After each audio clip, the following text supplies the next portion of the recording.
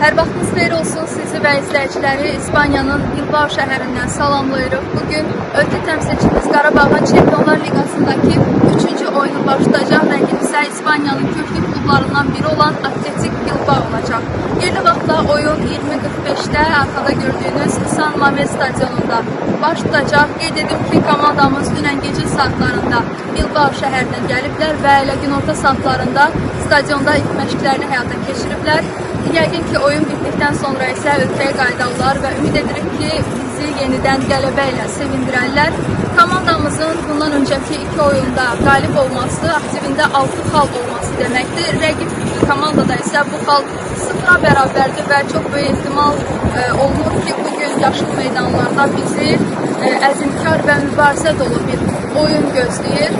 Ümid edirik ki, komandamız bu səfərdən də üzü ağ çıxacaq. Nəticədən asılı olmayaraq komandamızın yanındayıq, dəstəkləyirik.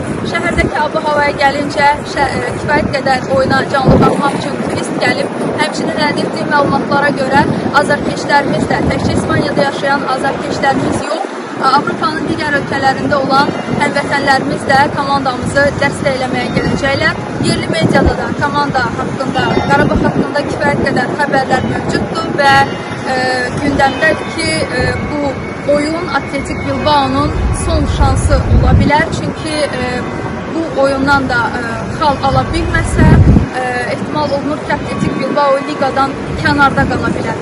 Hələlik məndən isə bu qədər. Sözü sizə ötürürəm. İrəliyən dəqiqələrdə yenidən məlumatlar paylaşmağa çalışacağım.